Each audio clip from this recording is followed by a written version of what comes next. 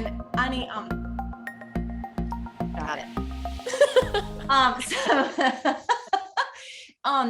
One of the things I really want to understand is there a difference between a master sommelier and an advanced sommelier, or is it the same thing and it's just like the different terminology that we use? Yeah, no, it's very different. Very different. So the Court of Master Sommeliers is a 4-part program, beginning with the introductory, and then the certified, and then the advanced, and then the final step is the master, which I have gloriously failed 5 times. So I am not a master sommelier. Anyway, side note, I won't get into it here, but they just experienced a real takedown within the organization that was New York Times this past November that honestly felt pretty good to read. Oh my gosh, I love it. Okay, but so you are an advanced sommelier. Yes. Yep. Okay. Got it. Awesome. Got it. That's so cool. And you and Steven are the only married couple advanced sommeliers. Isn't that right? In the whole world. Yep. That's insane. Yep. That's insane. What I want to know, and I know we have to get started, but what I want to know is how much of that do you think is learned and how much of it is just your palate? So the exam is a 3-part exam, and 1 part is tasting, 1 part is written. Well, 1 part is theory, because in the master's, it's actually an exam. And then the 3rd part is service. Tasting for me has been, you still practice tasting. I do think there are some people who have better palates than others, but the palate can be trained, and if you taste enough, you can narrow it, you can become a good taster, even though you may not do that. But. Okay. You just have to practice a lot. Yes. Which I love. Can do. Okay, so Ini, you're freezing a little bit on the screen, but I know we talked about just a minute ago before we hopped on here. Some of it has to do with the interwebs, right? That you have there in Tarboro. So it might just be that this is as good as it's going to get, but your voice sounds clear, don't you think? Yep. Yeah. Okay. Good. Great. Perfect. Okay, this is probably as good as it's going to get. So guys, okay. I know, sorry, we've been very distracted because Ini is just one of the most wonderful people that you will ever meet. I'm so thrilled that she's here with us today. Ini and I actually went to Chapel Hill together. And then from there, Ini went on this wild and crazy adventure that we can't wait for you guys to learn a little bit about. But Ini and her husband, Steven, own several really incredible restaurants. If you've not been there, they own Tarboro Brewing Company in Tarboro. And then there's an outpost in Rocky Mount called the TBC West. And side note, if you go to Rocky Mount, you can stay in the tiny houses and you can walk and have all the delicious and wonderful things from Tarboro Brewing Company. They also have On the Square, which is in Tarboro. And I mean, Ini, y'all have had On the Square for what, 18 years maybe? It will be 19 in October. Wow. Can you believe? Oh my gosh. Great. So, I mean, really cool. If you guys do not follow Tarboro Brewing Company On the Square, Inez, you got to get in there. Inez Ribustello. I was about to say Inez Holderness, who of course we all actually call Ini. I'm not doing that. But anyway, you've got to check her out on social media. So wonderful. And y'all, we're here today because Ini has a memoir that's coming out about 9/11. So Ini was actually the beverage manager, right, Ini, at Windows the World? On September 11th. And so September 11th, 2001, she was not there on the day of the attacks because Kate got married. So her sister Kate was getting married. So she was not in New York then, but just has an amazing story to tell. And she's got this memoir that's coming out that I just can't wait to get my hands on and to read. And so, I mean, let's just jump in and hear a little bit about kind of, I mean, what was it like to write this memoir? And kind of, I mean, I know that you've written your whole life. So, and you're such a great writer, such just an authentic and real and just kind of raw writer. I love reading anything you've written. So tell us about that.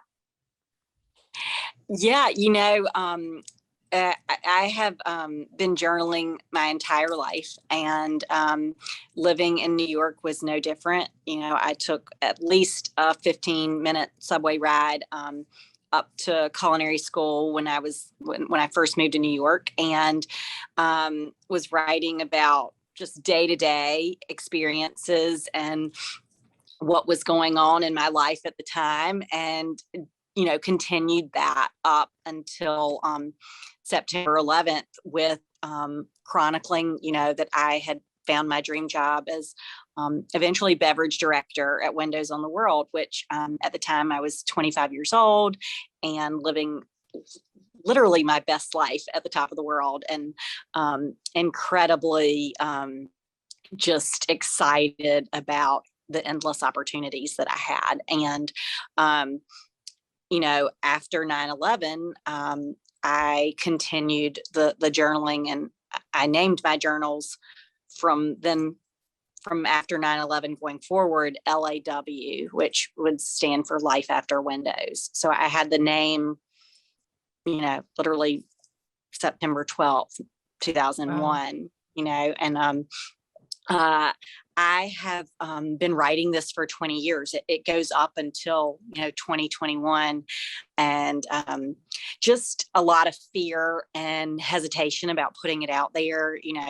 Lots of things. It's very personal, and it's there are a lot of parts that are very vulnerable, and then of course just being afraid that I might trivialize something that was so heartbreaking.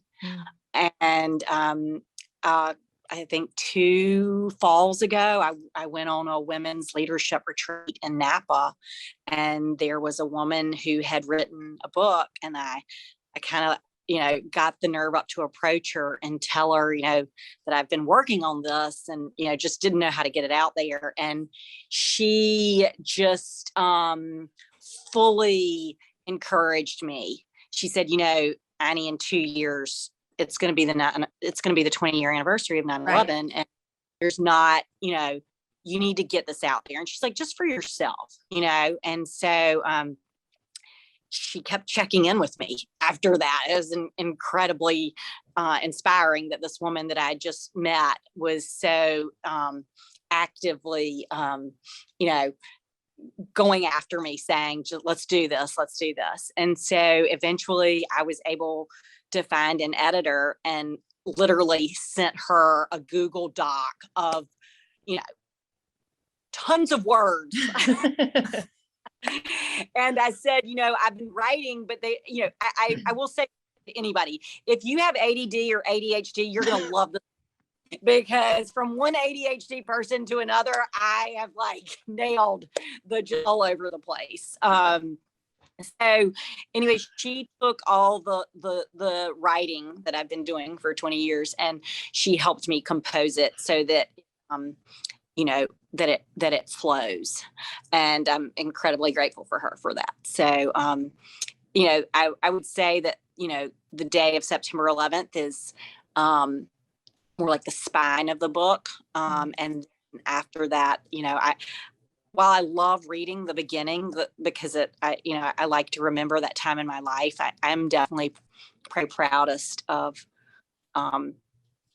being able to document what that grief was like, and what that healing process was for me. Man, I cannot wait to get my hands on it. I can't wait. Okay, so Annie, just I'd love to touch a little bit on that part that I know you called it previously, that it was this hedonistic, time of your life, that's leading up to September 11th, because I can only imagine in reading this, and I can't wait to get my hands on it, like I said, and understanding just the stark contrast between where you were before that day, right, and then where you were afterwards. So you graduate from Chapel Hill, and you're up there, and you're going to go to culinary school. You go to culinary school, right? Yep. Until then you decide, wait a minute, maybe you want to go in a different direction. Yeah. So funny. And Mary Cheatham remembers this, but I was such a dork that I wore my houndstooth pants and my chef's jacket to school, would not take a change of clothes like all the normal people did, but I would wear the whole get up on the subway there and back. It was 1,000,000 degrees in July of '98. And On top of that, I was sweating.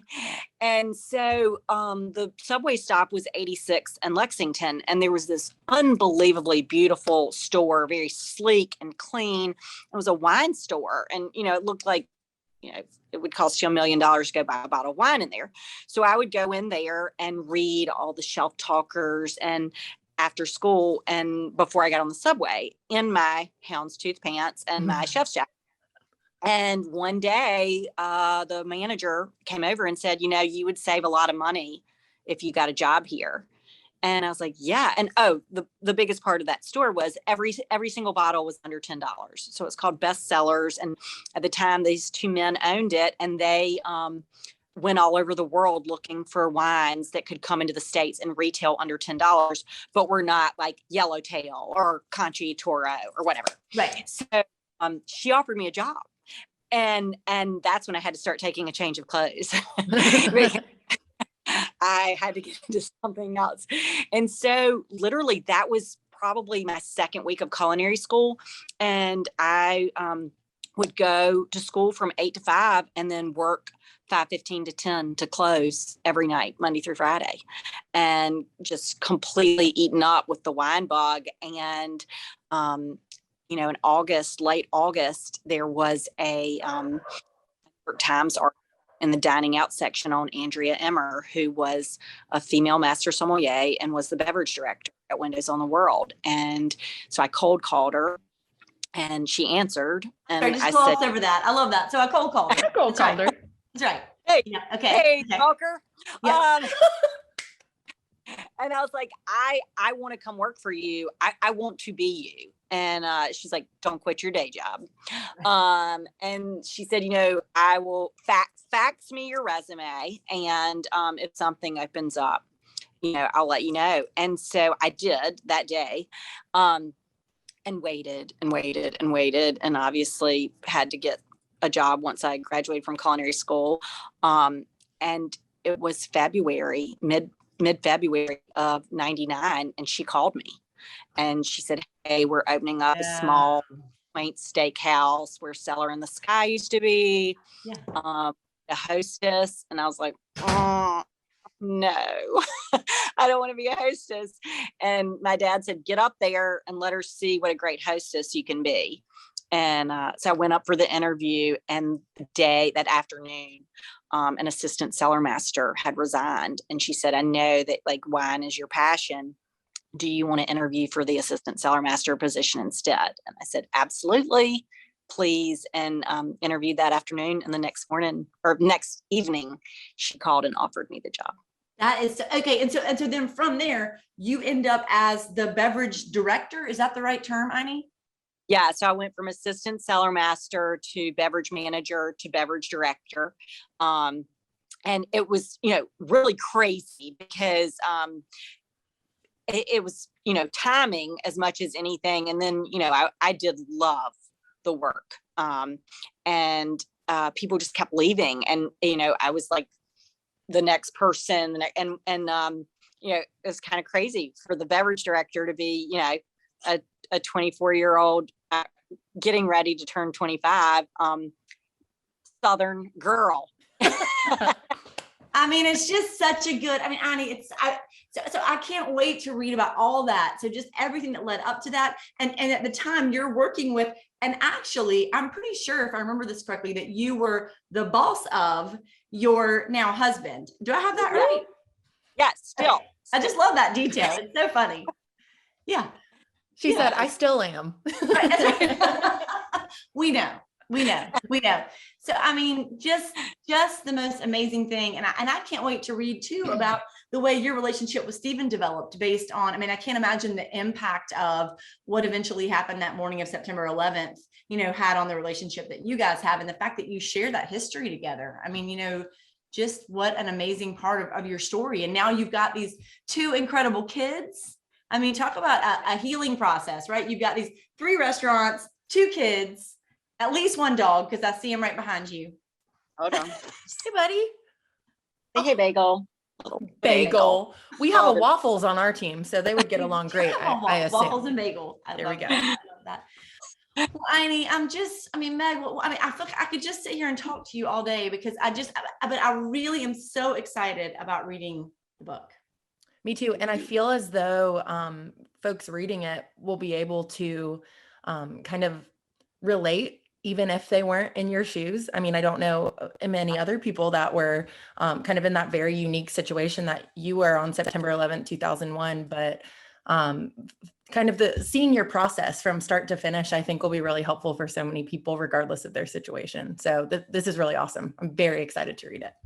Yeah, I can imagine how many people were in, everybody remembers where they were, right? Yeah. But I can imagine how many people have a connection to, a more direct line of connection to what happened that morning. And I would think, Iny, that this is going to be a really great way for them to heal also, right? For them to be a part of the story and work through it that way too. Man, Iny, I'm so amazed. Okay, wait, do you have the book right there? Can you show it to us? I was just about to ask that.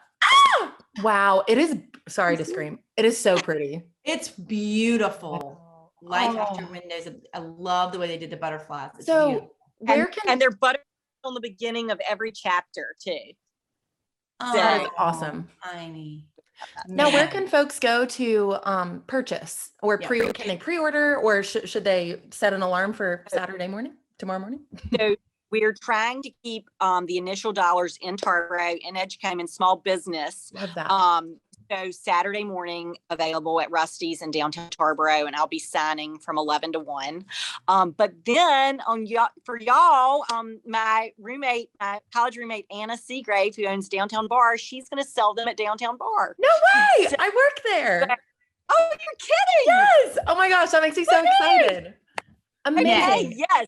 So for you Moorhead, Atlantic Beach, Beaufort people, please check out Downtown Bar to buy a book. Even if you don't want to do a squat, you can get a book. Amazing. We will certainly spread that word on our platforms as well. That is awesome. That's really good. That's amazing. Okay, so Iny, we want to know what's saving your life right now. Mary Cheatham, I'm sure you can relate to this, but just strong women friendships. I am just, the woman that I work with closely right now has been saving me for the past month because I don't even know if I'm coming or going. And then my friends, my strong women friends who have just come through in the biggest way. I'm just grateful for that. That's no one's had that answer yet. That's a really good one. That's a good one. Well, I'm going to say that what's saving my life right now is I love just seeing your face, even though it's not as clear as I want it to be. I just love seeing your face and love hearing your voice. And it's just, it's reminding me of so many good memories, like riding in the Brown Hornet out to Carborough. Yeah. Or Iny, this was Iny had a truck called the Brown Hornet. Or Iny, what about the time you got the job as the bartender at Hector's Down Under? Do you remember? And we came up there and you practiced making every single drink, and I drank them all, and I had to go home. Yes. That was your guinea pig. Worst idea ever. Let Iny practice all. I was like, oh, that one's good. That one's good. You've got this, girl. Yeah. And this was Meg. This was not Grey Goose. This was Aristocrat. Oh, this love.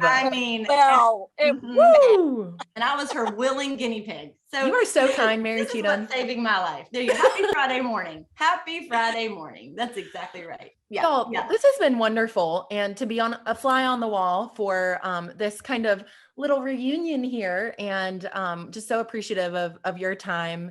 And we're again really excited to head to the Downtown Bar on Saturday and tell literally everyone we know to do the same. Yep. And congratulations. That's really, really awesome on the 20th anniversary. That's amazing. It's amazing. And guys, if you've not been to Tarboro Brewing Company in Tarboro, you better get there. TBC West in Rocky Mount. Absolutely, you got to get there, and on the square in Tarboro. So you can visit her. And also, if you want to pick up Iny and Steven with their amazing wine noses and palates and brains also have a wine store that's attached. You can buy wine as well, right? Right there on the square. Yeah. What more could you want? Love it. Thanks, Iny. Lots of love. Happy Friday, everybody. Y'all have a great day. Give everybody my love. Honored to have been a part of this. Mwah. Bye, y'all.